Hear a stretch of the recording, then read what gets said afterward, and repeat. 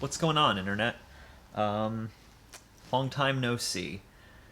2021 was a bad time. Just a terrible year. Truly awful. And I needed to take some time away from YouTube. I still need a little time away from YouTube just because life has gotten so insane and I can't keep uploading on the same schedule that I was. So that's a little disheartening, but at the same time, it's an opportunity for new growth and new possibilities. So over the coming few weeks to the next couple months, you're going to start seeing some changes on this channel, both in terms of format, in terms of the type of videos that I'm uploading. I'll still be providing the same content discussing horror, but it'll be structured a little differently, and I think that's kind of necessary at this point. You'll also be getting kind of a more regular schedule instead of frequent uploads because I'm one person. It is impossible for me to keep current when there are new independent and otherwise horror films coming out pretty much every day. I can't keep up with it anymore. I could back when life wasn't as crazy. I can't now. So, yeah. Bigger things coming, better things coming, new things coming. Exciting stuff. Happy to put 2021 behind me. But before I do that, let's talk about some of the coolest stuff that came out of 2021 because I owe you guys a video on that. In the same fashion as the last couple years, I'm abandoning the traditional best worst because I think it's reductive and I don't really care to qualify films like that anymore. It doesn't make sense, and it's easier for me to just talk about the stuff that I really liked this year that I think you should check out. So here we go. Caveat. Not much to say here. The first of several Shudder exclusives on this list. If you want a movie that delivers pure atmosphere and dread for pretty much the entire runtime, even though not a ton is happening, this is your movie. If you want to see some truly nightmarish visuals and then be forced to stare at them for a very long time until you get very uncomfortable and very uneasy, this is your movie. It's got a creepy rabbit and a smiling corpse that moves around. It's a lot of fun. It's freaking terrifying. Strongly recommend it. Censor. Again, pretty straightforward here. Censor's a really fantastic character study with an incredible performance by Neve Algar, one of the best of the year, I would say. It's deeply disturbing and pretty crazy, and it gets up to some bonkers over-the-top shit in its third act, but it's pretty welcome given the themes of what it's talking about and what it's trying to say about a certain era and a certain type of censorship that the government tried to enact, and it didn't really go well. Werewolves Within. Again, straightforward. Josh Rubin, the director of Scare Me, put out a new film. It's a delightfully quirky, fun whodunit with an incredible, likable lead performance from Sam Richardson. Again, not much to say here. It's just a really wonderful, colorful cast of characters that are all incredibly entertaining. The humor is really, really funny. Let Josh Rubin make his Darkman remake already.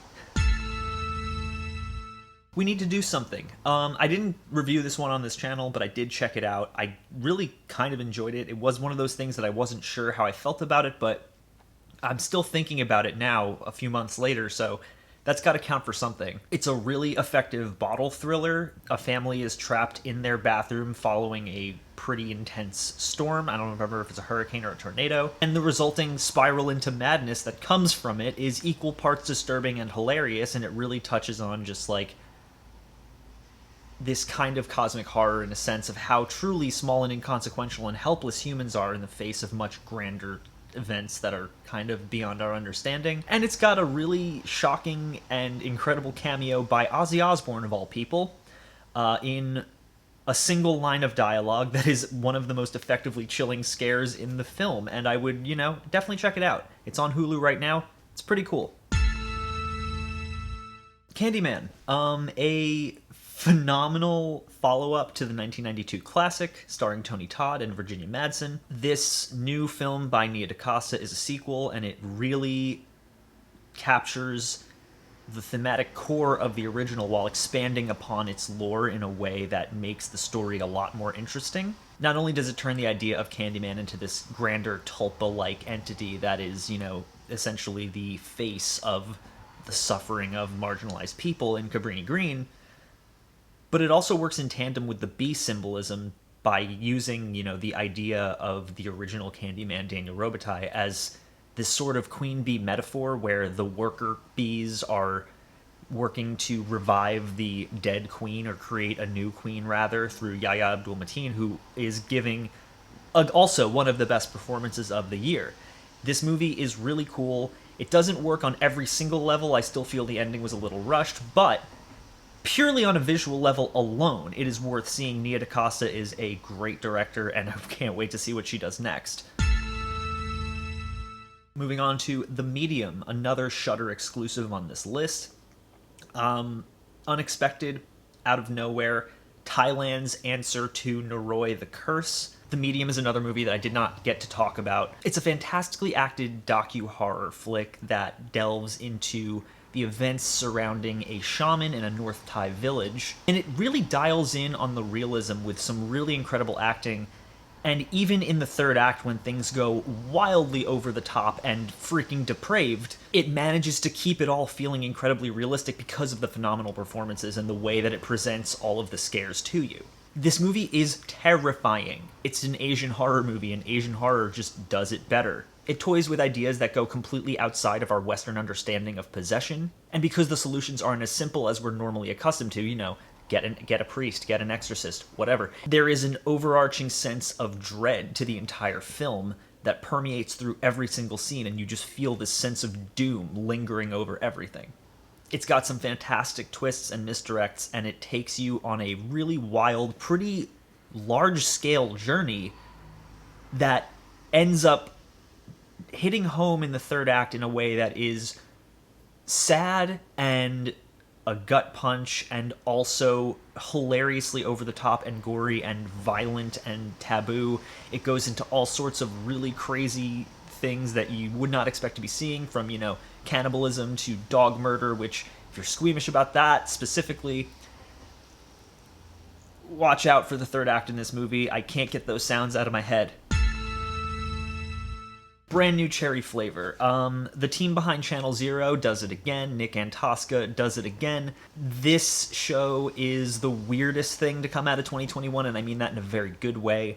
It takes the nightmarish visuals of Channel Zero, the crazy, weird nightmare monsters, and the overall oppressive vibe of feeling like you're watching someone's dream, but then it adds an element of David Lynch a la Mulholland Drive and Lost Highway to the mix, and the entire thing just becomes this neon-washed sort of noir revenge story told in a very roundabout way, dealing with subjects of like nature and nurture and all these different topics, while also throwing at you so much insanity that it is kind of hard to process.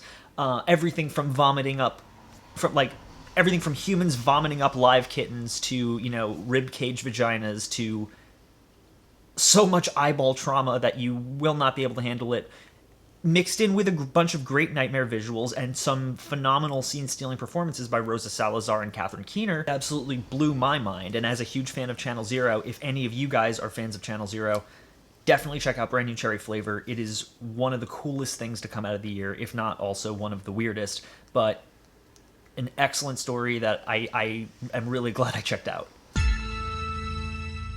Midnight Mass. Okay, I am not going to talk too much about this one because I am going to do a video on it in the future. I just have to find the time to actually break it down because there's so much to talk about. Mike Flanagan does it again. This man just keeps hitting home runs, and Midnight Mass might be my favorite thing he's done. I don't know if it's the best. I still think Hill House is phenomenal, but Midnight Mass really just takes all the coolest things about what Mike Flanagan does, all that human empathy mixed with horror, and makes a story about religion and religious trauma and grief and death and all of these things, while telling a story that is somehow both fantastically larger than life and also extremely grounded and real and reflective of some of the more horrifying aspects of our reality that we live in. It's a bit heavy-handed on the monologuing, and it may be a little predictable for some people, but it's not so much what it's doing that's new, it's the way that it's doing it, and the story that it's telling, and the incredibly human element of a story that has kind of been told a bunch of times before. But the setting and the soundtrack and the visuals and the acting are all fantastic and create this wonderful mood piece that is probably my favorite thing to come out of 2021. I don't want to go into more detail than that. I'll save it for when I do a full video, but Midnight Mass is incredible. It's got one of the best performances of the year from Hamish Linklater as Father Paul, and actually that is probably my favorite performance of the year, outside of one that I'll mention later. And I can't recommend it enough. Mike Flanagan, just everything he does turns to gold. Slumber Party Massacre. Again, not too much to say here. Danishka Esterhazy took a film from the 80s that was fine, mediocre at best, sort of tonally confused, but funny at times. I don't know if it was intentional or not, but entertaining, and took the elements of it that didn't work and made them work, and took the elements of it did work and dialed them up to 11, and the result is a remake that I would actually consider better than the original. Slumber Party Massacre 2021 is a lot of fun, and it's a lot of really ridiculous, over-the-top fun that is very self-aware and very aware of the themes that the original film was pushing while making them a lot more cohesive and concise and funny. And I just had a blast with this movie. I don't really have anything else to say. It's a lot of fun. Up next, we have The Empty Man, which is a film that technically came out in 2020, but I am counting it as a 2021 release because, one, I didn't see it till 2021. Two, when it was released in 2020, it came out in the middle of a pandemic, and no one really got to see it, so it counts for 2021. Fuck it. This movie is on HBO Max now, if you haven't checked it out, and it is just one of the coolest, most adventurous, and bold debut features I've ever seen. It is doing so much, and it is asking so much of you, and it's like, I don't even know if it fully works, but it is this really great cosmic horror think piece that has an incredible 20-minute cold open that could be a great short film on its own. And the places it takes you following that cold open are, not always great, but when they hit, they really, really work. And the story that it is telling is one that really requires you to kind of think, and it's just so cool and so adventurous and such a strong debut feature for a movie that was clearly the studio had no idea what to do with it. I'm glad that people are finally waking up and seeing it, and it's really, really cool. I would strongly recommend checking it out. It is unnerving as hell, and it is kind of terrifying, but it's also really weird and confusing, and the acting is kind of great. It's got some great scares. I don't know. I loved this one. I haven't stopped thinking about it since I saw it at the beginning of 2021.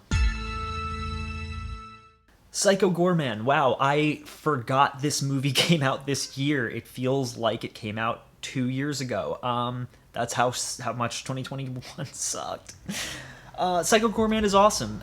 It's Power Rangers meets Gwar, and it's ridiculous. A child gains control of an intergalactic murder god, and chaos ensues in the most gooey, over-the-top, gory, funny way. It's insane, and it's funny, and if you can get past the fact that the kids are intentionally insufferable, I think it's a great time. From the ridiculous musical performances to the fact that Psycho Goreman himself is a fan of hunky boys, it's insane, and I love it. The practical effects, the costume design, it's all just such a blast, and one of the funniest, weirdest, most insane films of 2021, but not the most. We'll get to that in a minute. Fear Street, the entire trilogy, was really surprising and blew me away, really, because I love slasher films, and Fear Street took elements of some of my favorite slasher films, added a supernatural aspect to it, and then made it a lot of fun, and just kind of threw it all together into a pot and made a trilogy of films that springboard off each other and tell a whole cohesive story that is actually very emotional and very cool, and shockingly adult for a series of films based on R.L. Stine books. There are some insanely gory kills here, And while I did love all three parts of the trilogy, I do want to pay special attention to 1978 Part 2, which is just my favorite of the three. It captures the whole summer camp slasher vibes perfectly, and it also features two of the best leading performances from Emily Rudd and Sadie Sink. It tells one of the darkest stories in the trilogy, and it delivers on a lot more violence and gore toward children than you would ever expect. It is a very, very cool trilogy of films, really unflinchingly brutal, and I loved the vibes it put out. I loved the way that it captured the vibes of slasher films while doing its own thing. A lot of fun. Check out the whole trilogy on Netflix. Really cool. VHS 94, my favorite Shudder exclusive on this list, and my favorite in the VHS franchise overall. Every single short in this movie was right up my alley, from the crazy Doom-esque first-person shooter short film of the subject to my favorite short in the entire film, Storm Drain, Hail Rotma. Every single one just nails the vibe it's going for, captures the aesthetic it's going for, and it's just a lot of fun. It really is. It is rare that an anthology lands with every short film for me. This is one of those few exceptions, and I loved every second of it, from its crazy monster design to its awesome visuals and atmosphere. It's great. Check it out. Strongest Shudder recommendation I can give.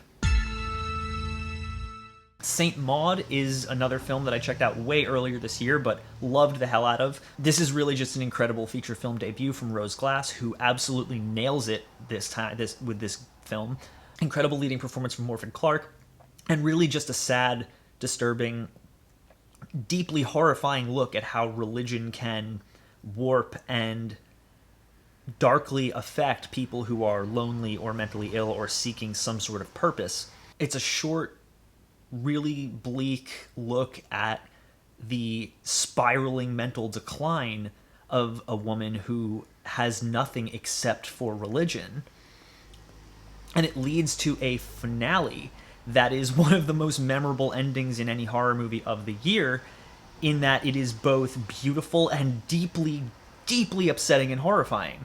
And I would recommend checking it out, if nothing just for the last 30 seconds of the film, but truthfully, one of my favorite movies of the year, and really a strong recommendation.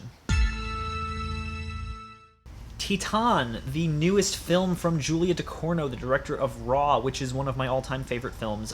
Teton is very similar to Raw in that it is tackling a very real, very human, very empathetic story about redemption and the transformative power of unconditional love through a really grotesque body horror movie that is showcasing some of the more gruesome elements of Tetsuo the Iron Man and Martyrs and other films that are really extreme in their violence and their gore, and this movie is really extreme in its violence and its gore and its body horror, but it is talking about such human themes and such human emotions and such easily understandable, beautiful concepts that make the body horror elements more tolerable, because the story you're watching is so human and so beautiful and so moving.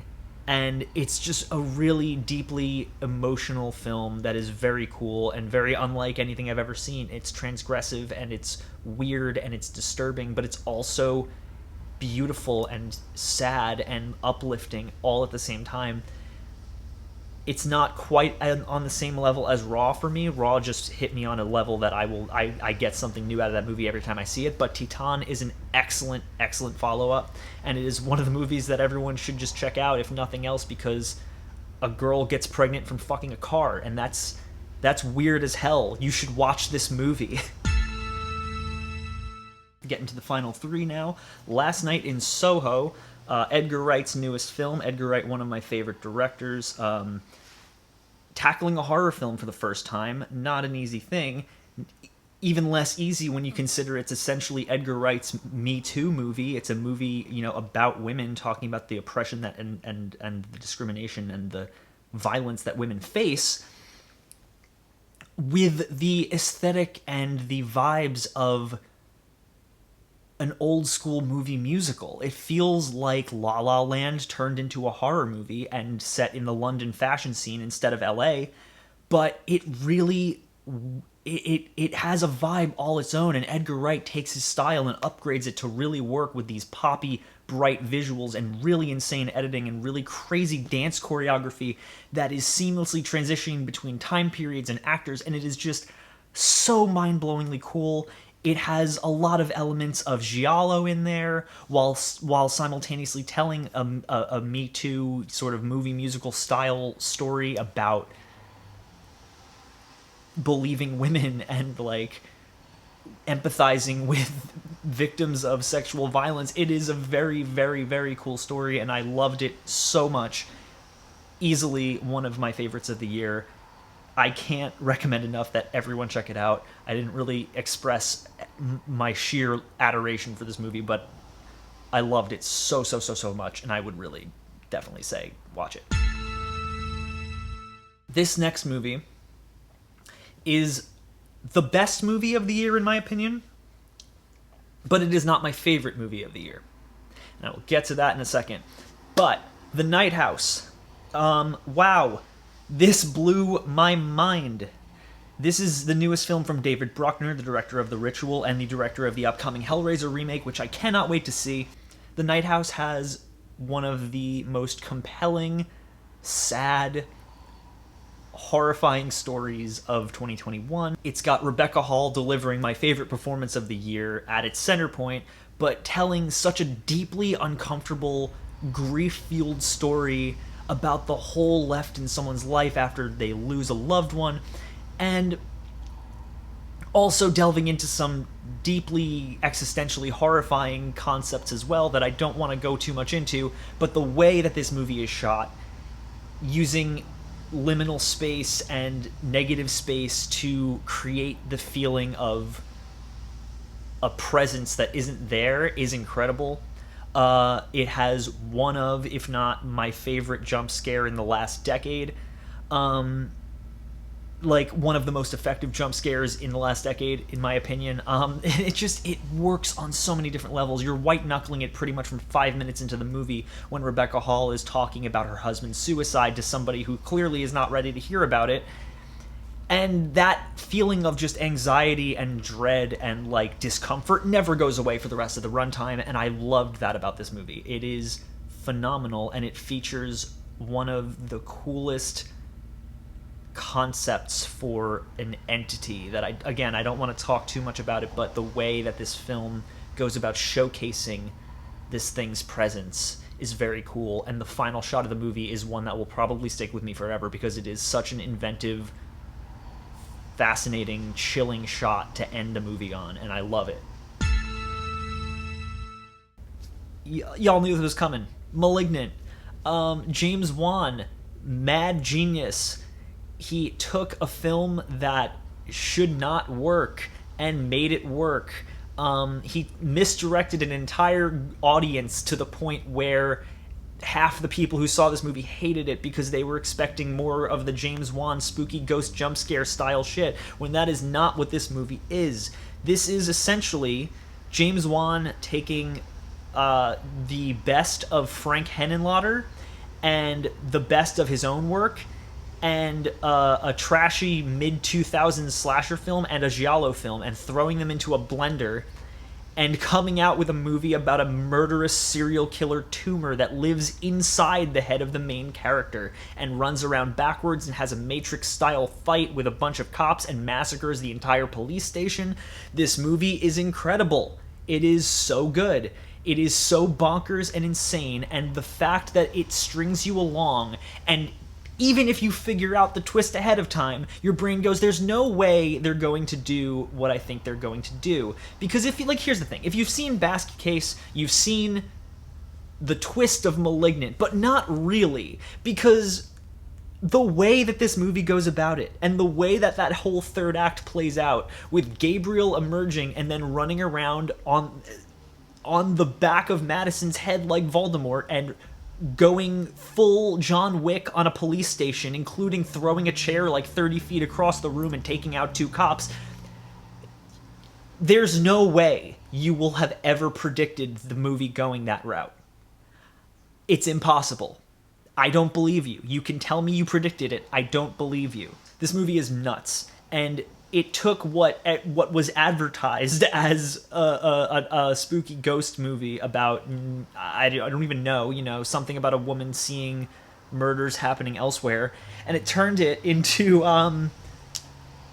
a campy as hell 90s-esque slasher film with heavy giallo inspiration that just asks you to have fun with it and just asks you to accept that there is a psychic tumor that can pilot a woman's body and make her do murders.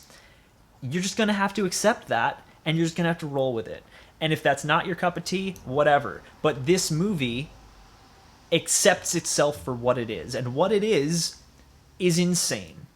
And I love that. I appreciate it. I respect it. I think that more films should be allowed to just go completely balls to the wall nutso the way Malignant did. So yeah, Malignant, my favorite movie of the year by far. I mean, is it the best? No, The Night House is the best if you ask me, but Malignant is so unapologetically its own thing, and James Wan was so unapologetically, able to make his own thing and just go, this is what I wanted to make. Here you go. I made you $1 billion with Aquaman. You're gonna let me make the movie I want. I respect that. I love it. It's incredible. 2021 in the books, guys. That's it. And I'm glad that that's it, because, like I said, it was a terrible year full of all sorts of bad things, both physical and mental. And I'm done. So 2022, I'm manifesting it being a better year, both for you guys as viewers and for me as a human being. Like I said, some changes are coming to this channel. You're going to see me again, but it won't be in the form you're used to. So I'm going to be like the Queen. I'm going to, when you see me again, I will be in a new phase. And yeah, thank you guys for sticking with me for what is going on, I guess, 6 years now. This is insane. I cannot believe that I've been doing this for that long, but I do enjoy talking about this stuff, and I do enjoy the fact that you guys like hearing me talk about it, so I plan to continue, just, in a different sense than I have been. And thank you guys for watching. Thank you again for sticking with me. Thank you for all of you who subscribe to my Patreon. I really appreciate it, and if any of others of you want to, click the link down below. You can check it out. There's new stuff coming. I'm excited to share it with you, and I will see you all very soon.